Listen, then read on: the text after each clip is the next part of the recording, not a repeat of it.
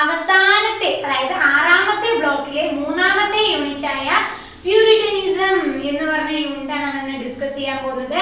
So ഹിസ്റ്ററിന്റെ class ഇത്രയും കേട്ട കുട്ടികൾക്കൊക്കെ മനസ്സിലായിട്ടുണ്ടാവും എന്താണ് പ്യൂരിറ്റനിസം. ഓക്കെ, ആരാണ് പ്യൂരിറ്റൻസ്, ഇതൊക്കെ നിങ്ങൾക്ക് മനസ്സിലായിട്ടുണ്ടാവും. ഓക്കെ, അതായത് പ്രൊട്ടസ്റ്റന്റ്സ് അതുപോലെ തന്നെ കാത്തലിക് അല്ലെ, രണ്ട് ഗ്രൂപ്പ് ഉണ്ട് ക്രിസ്ത്യാനിറ്റിയിൽ തന്നെ അല്ലെ. ഓക്കെ, അതിനെ തുടർന്ന് കൊണ്ടുവന്ന അതായത് എന്താ സിവിൽ വാർ, ഇതൊക്കെ നമ്മൾ എന്ത് ചെയ്തിട്ടുണ്ടായിരുന്നു, കഴിഞ്ഞ യൂണിറ്റിൽ നമ്മൾ ഡിസ്കസ് ചെയ്തിട്ടുണ്ടായിരുന്നു അല്ലെ. സോ കാണാത്ത ആ യൂണിറ്റുകളൊന്നും പഠിക്കാതെ അഥവാ ശ്രദ്ധിക്കാതെ കേൾക്കാതെ ഈ ക്ലാസ്സിലോട്ട് വരുന്ന കുട്ടികൾ ദയവേത് ആദ്യം ആ ഒരു വീഡിയോ എടുത്ത് കാണുക. ഓക്കെ, സോ നമുക്ക് നോക്കാം. ആദ്യം തന്നെ പ്യൂരിറ്റനിസം എന്നാണ് നമ്മുടെ യൂണിറ്റിന്റെ പേര്. സോ ആദ്യം തന്നെ നോക്കാം എന്താണ് പ്യൂരിറ്റനിസം. യഥാർത്ഥത്തിൽ പ്യൂരിറ്റനിസം എന്നുകൊണ്ട് ഉദ്ദേശിക്കുന്നത് എന്താണ്? അതായത് it is A religious movement. Okay, അതായത് മതപരമായ ഒരു നീക്കമാണ്. ഓക്കെ, എന്താണ്? അതായത് നമുക്കറിയാം അല്ലെ, ഇംഗ്ലീഷ് ചർച്ചും റോമൻ കാത്തലിക് ചർച്ചും വേർതിരിച്ചു അല്ലെ. ഹെൻറി എട്ടാമൻ വേർതിരിച്ചിട്ടുണ്ടായിരുന്നു. സോ അത്തരത്തിൽ ഇംഗ്ലീഷ് ചർച്ചില് ഈ റോമൻ ചർച്ചിന്റെ കുറച്ച് റിമൈനൻസ് നമുക്ക് കാണാൻ സാധിക്കുമായിരുന്നു. അതായത് കുറച്ച് അവശിഷ്ടങ്ങളൊക്കെ നമുക്ക് എവിടെ കാണാമായിരുന്നു, അതായത് റോമൻ കാത്തലിക്കിന്റെ ആ ചർച്ചിൽ ഉണ്ടായിരുന്ന കുറച്ച് അവശിഷ്ടങ്ങൾ നമുക്ക് എന്തിൽ കാണാമായിരുന്നു, ഇംഗ്ലീഷ് ചർച്ചിൽ കാണാമായിരുന്നു. സോ അതിനെയൊക്കെ ഇംഗ്ലീഷ് ചർച്ചിൽ നിന്നും പ്യൂരിഫൈ ചെയ്യുക, അതായത് ശുദ്ധീകരിക്കുക എന്നുള്ള തരത്തിൽ വന്ന ഒരു മൂവ്മെന്റ് ആണ് നമ്മൾ എന്ത് പറയുന്നത്, പ്യൂരിറ്റനിസം. മനസ്സിലായല്ലോ? ഇറ്റ് ഈസ് എ റിലീജിയസ്, മതപരമായ ഒരു നീക്കമാണ് അല്ലെങ്കിൽ റിലീജിയസ് മൂവ്മെന്റ് ആണ് എന്ത്, പ്യൂരിറ്റനിസം. മനസ്സിലായല്ലോ? അപ്പൊ ചോദിക്കും എന്താ, എങ്ങനെയാണ് ഈ റോമൻ ചർച്ചും ഇംഗ്ലീഷ് ചർച്ചൊക്കെ ഇങ്ങനെ മാറിയത്?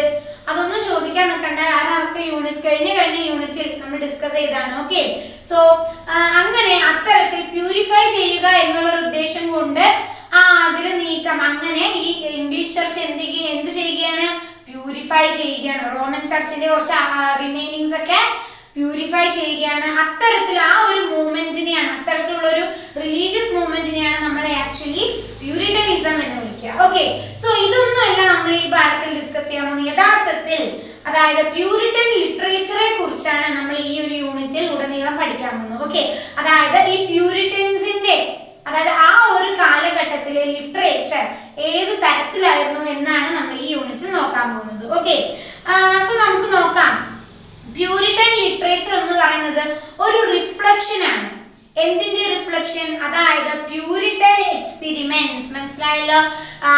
അതായത് പ്യൂരിറ്റൻ എക്സ്പീരിയൻസ് ചെയ്ത പ്യൂരിറ്റൻസ് അവരനുഭവിച്ച കുറച്ച് കാര്യങ്ങളും മാത്രമല്ല ആ സമയത്തുണ്ടായിരുന്ന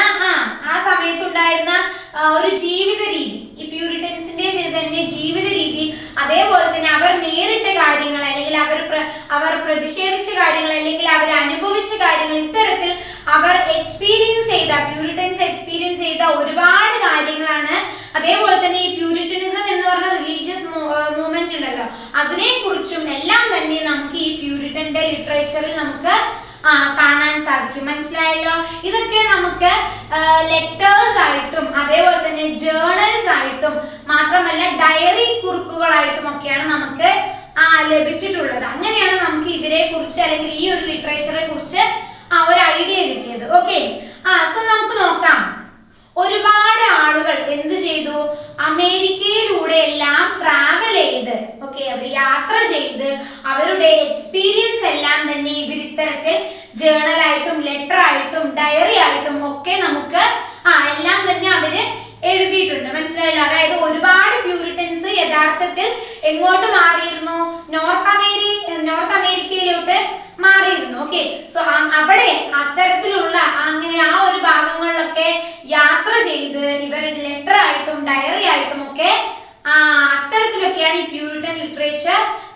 നിന്നിരുന്നത്. മനസ്സിലായല്ലോ? സോ നമുക്ക് നോക്കാം ഈ ഒരു ലിറ്ററേച്ചർ, പ്യൂരിറ്റൻ ലിറ്ററേച്ചർ ഒരു പ്രത്യേകത എന്ന് പറയുന്നത് ഇവര് സിംപ്ലിസിറ്റി, ലളിതമായ ഒരു ശൈലി അല്ലെങ്കിൽ ലളിതമായ ഒരു ജീവിതം ആണ് ആര് നയിച്ചിരുന്നത്? അതിനെ ആ ലളിതമായ ജീവിതത്തെ വിശ്വസിച്ചിരുന്ന ആൾക്കാരാണ് ആര്? പ്യൂരിറ്റൻസ് എന്ന് പറയുന്നത്. ഓക്കെ, മാത്രമല്ല ഇവരെ സംബന്ധിച്ചിടത്തോളം എഴുത്ത് അഥവാ റൈറ്റിംഗ് എന്ന് പറയുന്നത് എന്താണ്? ഒരു എന്റർടൈൻമെന്റ് അല്ല, പകരം ജീവിതത്തിന്റെ ഒരു ഭാഗം തന്നെ ആക്കി മാറ്റിയിരുന്നു എഴുത്തിനെ. മനസ്സിലായോ? സോ അത്രയും റൈറ്റിംഗ്സിന് അത്രയും ഇമ്പോർട്ടൻസ് ആയിരുന്നു ആര് കൊടുത്തത്? ഇവര് കൊടുത്തത്. മനസ്സിലായല്ലോ?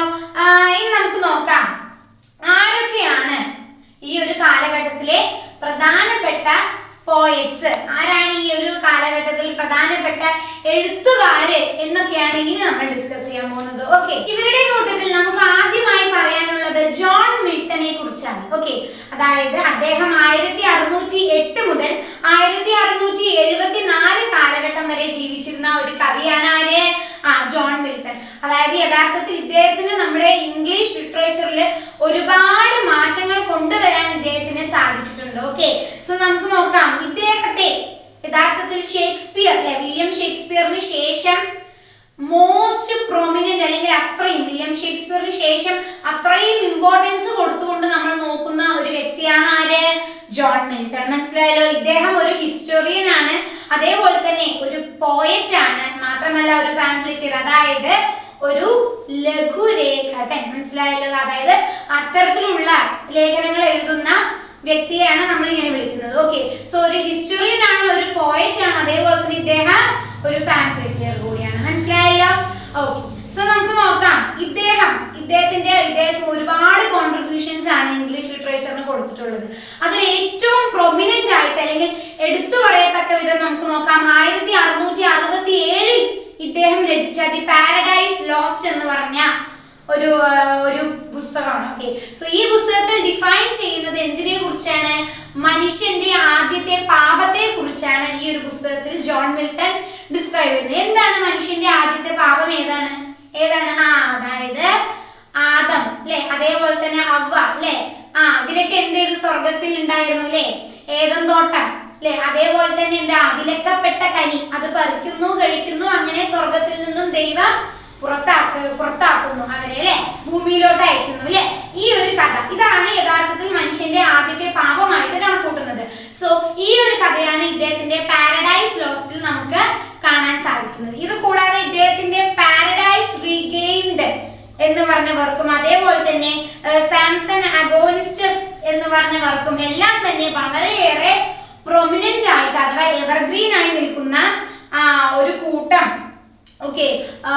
കൂട്ടം വർക്കുകളാണ്. നമുക്ക് നോക്കാം. ഈ സാംസൺ അഗോനിസ്റ്റസ് എന്ന് പറഞ്ഞ ഇദ്ദേഹത്തിന്റെ വർക്ക് ഒരു ട്രാജഡി രൂപത്തിലാണ് ഇദ്ദേഹം എഴുതിയിരിക്കുന്നത്. ഒരു ട്രാജഡി മോഡലാണ് ഈ ഒരു വർക്കിന് ഇദ്ദേഹം കൊടുത്തിട്ടുള്ളത്. മനസ്സിലായല്ലോ? നമുക്ക് നോക്കാം. ഇദ്ദേഹം ഇതൊന്നും കൂടാതെ തന്നെ ഒരുപാടധികം വർക്കുകൾ ഇദ്ദേഹം ചെയ്തിട്ടുണ്ട്. നമുക്ക് നോക്കുമ്പോൾ ലൈസിഡേസ് എന്ന് പറഞ്ഞ ഒരു പോയം ഉണ്ട് അല്ലെ, അതായത് ആ പോയം മുഴുവനായിട്ടും നമുക്ക് മറ്റൊരു അത് ലിറ്ററേച്ചർ ബുക്കിൽ നമുക്ക് പഠിക്കാനുണ്ടെങ്കിൽ പോലും ഈ ലൈസിഡേസ് എന്ന് പറഞ്ഞ പോയം ഒരുപാട് അദ്ദേഹത്തിന് ഒരുപാട് പേര് നൽകി കൊടുത്ത ഒരു കവിതയാണ്. ഓക്കെ, സോ ഇത്തരത്തിൽ ഒരുപാട് വർക്ക്സുകൾ ഇദ്ദേഹം ചെയ്തിട്ടുണ്ട്. അതിലെ വളരെ ചെറിയ അല്ലെങ്കിൽ അത്രയും ഇമ്പോർട്ടന്റ് ആയ കുറച്ച് വർക്ക്സുകൾ മാത്രമേ നമ്മളിപ്പോ പഠിക്കുന്നുള്ളൂ. നോക്കാം. മാത്രമല്ല സിവിൽ വാറിന്റെ ഇതൊന്നും കൂടാതെ സിവിൽ വാറിന്റെ സമയമായപ്പോഴേക്കും ഇദ്ദേഹം എന്ത് ചെയ്തു? ഇദ്ദേഹത്തിന്റെ വർക്കിൽ അതായത് ഇദ്ദേഹത്തിന്റെ എഴുത്തിൽ ഇദ്ദേഹം എന്ത് ഇൻക്ലൂഡ് ചെയ്തു? ഒരു ഫിലോസഫിക്കൽ ടച്ച്. ഒരു ഫിലോസഫിക്കൽ ടച്ച് കൂടി ഇദ്ദേഹത്തിന്റെ പുസ്തകങ്ങളിൽ ഉൾപ്പെടുത്തിയിരുന്നു. മനസ്സിലായല്ലോ? സോ ഇത്തരത്തിൽ വളരെ വളരെ വലിയ കോൺട്രിബ്യൂഷൻ ആണ് ജോൺ മിൽട്ടൺ ഈ ഇംഗ്ലീഷ് ലിറ്ററേച്ചറിന് കൊടുത്തത്. മനസ്സിലായല്ലോ? സോ നമുക്ക് ഇനി അടുത്ത ഒരു വ്യക്തിയെ കുറിച്ച് നോക്കാം. നമുക്ക് എല്ലാവർക്കും അറിയാം, അതായത് ജോൺ ഡ്രൈഡൻ. അതായത് 1631 കാലഘട്ടം മുതൽ 1700 കാലഘട്ടം വരെ ജീവിച്ചിരുന്ന ഒരു കവിയാണ് ആര്?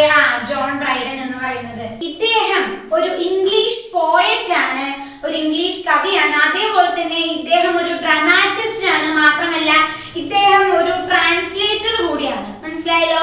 സോ ഇത്തരത്തിലാണ് ഈ ഒരു തീമുകളിലൂടെയാണ് ജോൺ ഡ്രൈഡൻ ഇംഗ്ലീഷ് ലിറ്ററേച്ചറിന് കോൺട്രിബ്യൂട്ട് ചെയ്തത്. മനസ്സിലായല്ലോ. സോ നമുക്ക് നോക്കാം, ഇദ്ദേഹത്തിന്റെ കോൺട്രിബ്യൂഷൻ വളരെ വളരെ വലുതായിരുന്നു. അതുകൊണ്ട് തന്നെ ഇദ്ദേഹം ജീവിച്ചു പോന്ന അല്ലെങ്കിൽ ഇദ്ദേഹം ലിറ്ററേച്ചറിൽ ഇംഗ്ലീഷ് ലിറ്ററേച്ചറിൽ തിളങ്ങി നിന്ന ആ ഒരു കാലഘട്ടത്തെ നമ്മൾ എന്ത് വിളിക്കുന്നു? ഏജ് ഓഫ് ഡ്രൈഡൻ എന്ന് വിളിക്കുന്നു അല്ലെ. ജോൺ ഡ്രൈഡൻ എന്നുള്ള അദ്ദേഹത്തിന്റെ പേര് തന്നെ ആ ഒരു കാലഘട്ടത്തിന് ഇംഗ്ലീഷ് ലിറ്ററേച്ചർ കൊടുക്കുകയാണ് അല്ലെ. ഏജ് ഓഫ് ഡ്രൈഡൻ അല്ലെ. ഡ്രൈഡന്റെ കാലഘട്ടം എന്ന് അങ്ങനെ തന്നെ അദ്ദേഹത്തിന്റെ ആ കാലഘട്ടത്തെ പേരിട്ട് വിളിക്കുകയാണ്. മനസ്സിലായല്ലോ. സോ അത്രയും ഇമ്പോർട്ടന്റ് ആയിട്ടുള്ള കോൺട്രിബ്യൂഷൻ ആണ് ജോൺ ഡ്രൈഡൻ ഇംഗ്ലീഷ് ലിറ്ററേച്ചറിന് സമ്മാനിച്ചിട്ടുള്ളത്. ഓക്കെ. സോ നമുക്ക് നോക്കാം, സിവിൽ വാർ തുടങ്ങുമ്പോൾ ഇദ്ദേഹത്തിന് വെറും 11 വയസ്സാണ് ഉണ്ടായിരുന്നത്. മനസ്സിലായല്ലോ. മാത്രമല്ല ഇദ്ദേഹം വെസ്റ്റ്മിൻസ്റ്റർ സ്കൂളിലാണ് ഇദ്ദേഹം എഡ്യൂക്കേറ്റ് ചെയ്തത്. അങ്ങനെ ഇദ്ദേഹം ട്രിനിറ്റി കോളേജ്, അതായത് കേംബ്രിഡ്ജിലെ ട്രിനിറ്റി കോളേജിൽ നിന്നും ഇദ്ദേഹം പഠനം പൂർത്തിയാക്കുകയാണ് ഇദ്ദേഹം ചെയ്തത്. മനസ്സിലായല്ലോ. സോ ഇങ്ങനെയാണ് ഇദ്ദേഹത്തിന്റെ ജീവിതം, അല്ലെങ്കിൽ ഇത്തരത്തിലാണ് ഇദ്ദേഹം ജീവിച്ചു പോകുന്നത്. നമുക്ക് നോക്കാം, ഇദ്ദേഹത്തെ ആളുകൾ അറിഞ്ഞു തുടങ്ങിയത് ഇദ്ദേഹത്തിന്റെ ഒരു മാസ്റ്റർ പീസ് ഐറ്റമായ ഒലിവർ ക്രോംവെൽ എന്ന് പറഞ്ഞ ഇദ്ദേഹത്തിന്റെ ഒരു വർക്കിലൂടെയാണ് ആളുകൾ ഇദ്ദേഹത്തെ കുറെ കൂടി അറിയാൻ തുടങ്ങിയത്. മാത്രമല്ല റെസ്റ്റോറേഷൻ പീരീഡിൽ അല്ലെങ്കിൽ റെസ്റ്റോറേഷൻ നടക്കുന്ന ആ ഒരു സമയത്ത് ഇദ്ദേഹം ഒരുപാട് വർക്കുകൾ ഇദ്ദേഹം കമ്പോസ് ചെയ്തിട്ടുണ്ടായിരുന്നു. അതിൽ ചിലതാണ് ടു ഹിസ് സാക്രഡ് മജസ്റ്റി, അതായത് 1661 ഇദ്ദേഹം ഇത് കമ്പോസ് ചെയ്തത്. അതേപോലെ തന്നെ ആസ്ട്രിയ റിഡക്സ്. മാത്രമല്ല ഇദ്ദേഹത്തിന്റെ ദ ലോങ്സ്റ്റ് പോയം, ഇദ്ദേഹം എഴുതിയതിൽ വെച്ച് തന്നെ ഏറ്റവും നീണ്ടു കിടക്കുന്ന ഒരു കവിതയാണ് ഏത്? ആനസ് മിറാബിലിസ്. അതായത് 1667 കാലഘട്ടത്തിൽ തന്നെ ഇദ്ദേഹം എഴുതിയ ദ ലോങ്സ്റ്റ് പോയം ആണ് ഇപ്പൊ ഞാൻ പറഞ്ഞത്. ഓക്കെ. ഇതൊന്നും കൂടാതെ തന്നെ ഇദ്ദേഹത്തിന്റെ ഞാൻ പറഞ്ഞിരുന്നല്ലോ അദ്ദേഹം ഒരു ഡ്രാമാറ്റിസ്റ്റ് ആണെന്ന്. സോ അതേപോലെ തന്നെ അതിനോടനുബന്ധിച്ച് ഇദ്ദേഹം ഒരുപാട് പ്ലേസ് ഇദ്ദേഹം എഴുതിയിട്ടുണ്ടായിരുന്നു. അതിൽ ഏറ്റവും പ്രധാനപ്പെട്ടതാണ് ഓൾ ഫോർ ലവ്. എന്താണ് ഓൾ ഫോർ ലവ്? മാത്രമല്ല ദി വൈൽഡ് ഗലാൻ, അത് 1663 ഈ രണ്ട് പ്ലേകളും ഇദ്ദേഹം രചിക്കുന്നത്. ഓക്കെ. ഇതേ കൂടാതെ the Indian Queen, okay, the Indian Queen. മാത്രമല്ല ഇതിനെ തുടർന്നുകൊണ്ട് ദ ഇന്ത്യൻ എംപറർ. ഓക്കെ. ഇത്തരത്തിൽ അതായത് 1665 കാലഘട്ടത്തിലാണ് ഇവ രണ്ടും എഴുതുന്നത്. ഇത്തരത്തിൽ ഒരുപാട് നാടകങ്ങൾ കൂടി ആര് രചിച്ചിട്ടുണ്ട്? ജോൺ ഡ്രൈഡൻ രചിച്ചിട്ടുണ്ട്. മനസ്സിലായല്ലോ. നമുക്ക് നോക്കാം, ഇത്തരത്തിൽ ഒരുപാട് കോൺട്രിബ്യൂഷൻ ഇദ്ദേഹം ഇംഗ്ലീഷ് ലിറ്ററേച്ചറിന് കൊടുക്കുന്നതനുസരിച്ച് ഇദ്ദേഹം 1668 ഇംഗ്ലണ്ടിന്റെ തന്നെ ഫസ്റ്റ് ഒഫീഷ്യൽ പോയറ്റ് ആയിട്ട് ഇദ്ദേഹം അറിയപ്പെടുകയാണ്. മനസ്സിലായല്ലോ. ഇംഗ്ലണ്ടിന്റെ ഒഫീഷ്യൽ പോയറ്റ് ആയിട്ട് 1668 കാലഘട്ടത്തിൽ ഇദ്ദേഹത്തിന് അത്തരത്തിലൊരു പട്ടം ഇദ്ദേഹത്തിന് കൊടുക്കുകയാണ്. മനസ്സിലായല്ലോ. സോ ഇത്തരത്തിലൂടെയാണ് ജോൺ ഡ്രൈഡൻ തന്റെ കോൺട്രിബ്യൂട്ട് ചെയ്തത്. മനസ്സിലായല്ലോ. നമുക്ക് മറ്റൊരു കവിയെ കുറിച്ച് നോക്കാം. പ്രധാനപ്പെട്ട ഒരു വ്യക്തി തന്നെയാണ് ആര്? എഡ്വാർഡ് ടൈലർ എന്ന് പറയും. അതായത് 1642 കാലഘട്ടം മുതൽ 1729 കാലഘട്ടം വരെ ജീവിച്ചിരുന്ന ഒരു കവിയാണ് ആര്? Edward Taylor. എഡ്വാർഡ് ടൈലർ അതായത് ഇദ്ദേഹം യഥാർത്ഥത്തിൽ ഒരു പ്യൂരിറ്റൻ പോയറ്റും അതേപോലെ തന്നെ ഒരു മിനിസ്റ്റർ കൂടിയാണ്. മനസ്സിലായല്ലോ. എന്നിരുന്നാലും ഇദ്ദേഹം ഇംഗ്ലീഷ് ലിറ്ററേച്ചറിന് ഒരുപാട് കോൺട്രിബ്യൂഷൻ, അതായത് ഒരുപാട് സംഭാവനകളാണ് ഇദ്ദേഹം കൊടുത്തിരുന്നത്. നോക്കാം, ഇദ്ദേഹം ഇംഗ്ലണ്ടിലാണ് ജനിച്ചു വീഴുന്നത്. മാത്രമല്ല ഹി ഈസ് ഹൈലി എഡ്യൂക്കേറ്റഡ്. മനസ്സിലായല്ലോ. ഇദ്ദേഹം ഒരുപാട് എഡ്യൂക്കേറ്റഡ് ആയ ഒരു വ്യക്തി കൂടിയാണ്. നമുക്ക് നോക്കാം ഇദ്ദേഹത്തെ ആളുകൾ അറിഞ്ഞു തുടങ്ങിയതും ഇദ്ദേഹം ഒരു പോയറ്റ് ആണ് എന്ന് അംഗീകരിച്ചതുമെല്ലാം ഇദ്ദേഹത്തിന്റെ ഒരു ഫേമസ് ആയിട്ടുള്ള ഒരു വർക്കിലൂടെയാണ്. അതേതാണ്? അതായത് the harmony of the gospel. Okay. The harmony of the gospel എന്ന് പറഞ്ഞ അദ്ദേഹത്തിന്റെ ഒരു കൃതിയിലൂടെയാണ് ആളുകൾ ഇദ്ദേഹത്തെ അറിയാൻ തുടങ്ങി. ഇതിനെ തുടർന്നുകൊണ്ട് തന്നെ ഇദ്ദേഹം ഒരുപാട് കോൺട്രിബ്യൂഷൻസ്, ഒരുപാട് വർക്കുകളുമാണ് ഇദ്ദേഹം ചെയ്തത്. എന്നാൽ ആ കൂട്ടത്തിൽ നിന്നും ഇദ്ദേഹത്തിന്റെ ഒരു നീണ്ട പോയം, ഇദ്ദേഹം എഴുതിയതിൽ വെച്ച് ദി ലോങ്സ്റ്റ് പോയം, നീണ്ട പോയമാണ് ഏത്? The metrical history of Christianity എന്ന് പറഞ്ഞ ഒരു കവിതയാണ് ഇദ്ദേഹം എഴുതിയതിൽ വെച്ച് ഏറ്റവും നീണ്ടു കിടക്കുന്നത്. പൂർത്തിയാക്കുന്ന ഒരു പോയം. ഓക്കെ, ഇതൊക്കെ വളരെ ഇമ്പോർട്ടന്റ് ആയ പോയിന്റ് ആണ്. ഓക്കെ, ഒബ്ജക്റ്റീവ് ആയിട്ട് നമുക്ക് സുഖമായിട്ട് മാർക്കുകൾ വാങ്ങി സ്കോർ ചെയ്യാൻ പറ്റുന്ന ഒരു ഭാഗമാണ് ഇതൊക്കെ. ഓക്കെ, സോ നിങ്ങൾ നന്നായി ഇരുന്ന് പഠിക്കണം. ഓക്കെ, ശ്രദ്ധിക്കണം. ഓക്കെ, നമുക്ക് നോക്കാം. ഇനി കഴിഞ്ഞാൽ ഈ ടൈലറിന്റെ പോയംസ്, അതായത് ടൈലറിന്റെ കവിതകൾക്ക് മറ്റൊരു പ്രത്യേകത കൂടി നമുക്ക് കാണാമായിരുന്നു. അതായത് ആ കവിതകളിലുള്ള ക്യാരക്ടർ എന്ന് പറയുന്നത് ബേസിക്കലി എന്താവും? ട്രഡീഷണൽ ആവും. ഓക്കെ, ബേസിക്കലി ആ ക്യാരക്ടേഴ്സ് ഒക്കെ എന്താണ്? ട്രഡീഷണൽ തന്നെയാണ്. പക്ഷേ അതിന്റെ ക്വാണ്ടിറ്റിയും മാത്രമല്ല അതിന്റെ ക്വാളിറ്റിയിലും അതേപോലെ തന്നെ അതിന്റെ ഡൈനാമിക്സും നമ്മൾ എടുത്തു നോക്കുമ്പോൾ അത് വളരെ വളരെ മോഡേൺ ആയിട്ടാണ് നമുക്ക് തോന്നാറുള്ളത്. മനസ്സിലായല്ലോ? ഇത് ഇദ്ദേഹത്തിന്റെ മാത്രം കവിതകളുടെ ഒരു വളരെ വളരെ അല്ലെങ്കിൽ എടുത്തു പറയത്തക്കവണ്ണമുള്ള ഒരു പ്രത്യേകതയാണ്. മനസ്സിലായല്ലോ? ഓക്കെ, ഇനി നമുക്ക് നോക്കാനുള്ള ഒരു ടോപ്പിക് മെറ്റാഫിസിക്കൽ പോയട്രി. അല്ലെ, എന്താണ് ഇവിടെ ഈ മെറ്റാഫിസിക്കൽ പോയട്രി എന്ന് പറയുന്നത്? അതായത് യഥാർത്ഥത്തിൽ 17-ാം നൂറ്റാണ്ടാവുമ്പോഴേക്കും എലിസബത്തൻ പോയട്രീന്റെ ആ ഒരു കെട്ടൊക്കെ എന്തായി? കെട്ടൊക്കെ അയഞ്ഞു വന്നു. അതായത് ആ ഒരു സ്പിരിറ്റ് എല്ലാം, അതായത് എലിസബത്തൻ പോയട്രീന്റെ ഒരു സ്പിരിറ്റ് കുറഞ്ഞു വന്നു. മനസ്സിലായല്ലോ? സോ ആ ഒരു സമയത്ത് കുറച്ച് എഴുത്തുകാർ എന്ത് ചെയ്തു? ഒരു പുതിയ ട്രെൻഡ് തന്റെ എഴുത്തിൽ ഇവരെന്ത് ചെയ്തു? രൂപപ്പെടുത്തി എടുത്തു. മനസ്സിലായല്ലോ? സോ ആ ഒരു ട്രെൻഡിനെയാണ് നമ്മൾ എന്ത് വിളിക്കുന്നത്? മെറ്റാഫിസിക്കൽ പോയട്രി എന്ന് പറയുന്നത്. ഈ മെറ്റാഫിസിക്കൽ പോയട്രി കൊണ്ടുവന്ന ആളുകൾ ആരാണ്? ബെൻ ജോൺസണും അതേപോലെ തന്നെ ജോൺ ഡോൺ. ഓക്കെ, ഈ രണ്ട് വ്യക്തികളാണ് യഥാർത്ഥത്തിൽ മെറ്റാഫിസിക്കൽ പോയട്രി കൊണ്ടുവന്നത്, അല്ലെങ്കിൽ എന്ത് ചെയ്തത്, അല്ലെങ്കിൽ നമുക്ക് ഒന്ന് കാണിച്ചു തന്നത്. മനസ്സിലായല്ലോ? നമുക്ക് നോക്കാം ഈ മെറ്റാഫിസിക്കൽ പോയട്രി എന്ന് പറഞ്ഞാൽ എന്താ. അതായത് മെറ്റാഫിസിക്കൽ പോയട്രി എന്ന് പറഞ്ഞ പോയംസിനെല്ലാം എന്തടങ്ങിയിട്ടുണ്ടാവും? ഒരു ഇമോഷണലും അതേപോലെ തന്നെ ഒരു ഇന്റലക്ച്വൽ അബിലിറ്റിയും നമുക്ക് ആ കവിതയിൽ കാണാൻ സാധിക്കും. മാത്രമല്ല അൺകണക്റ്റഡ് തിങ്സ്, ഓക്കെ, കണക്ട് ചെയ്യാത്ത വസ്തുക്കളെ കണക്ട് ചെയ്തുകൊണ്ടുള്ള അത്തരത്തിൽ ഒരു ഇമോഷണൽ അറ്റാച്ച്മെന്റും അതായത് ഒരു ഇമോഷണൽ അറ്റാച്ച്മെന്റും അതേപോലെ ഒരു ഇന്റലക്ച്വൽ കോംപ്ലക്സിറ്റി, ഓക്കെ, ആ ഒരു കോംപ്ലക്സിറ്റിയിലേക്ക് കാര്യങ്ങൾ കൊണ്ടുപോവുക, അല്ലെങ്കിൽ അത്തരത്തിൽ കവിതകളെ രചിക്കുന്ന അല്ലെങ്കിൽ അത്തരത്തിൽ രൂപം കൊള്ളുന്ന കവിതകളെയാണ് നമ്മൾ എന്ത് വിളിക്കുന്നത്? മെറ്റാഫിസിക്കൽ പോയട്രി എന്ന് വിളിക്കുന്നു. ഇതാരാ കൊണ്ടുവന്നത്?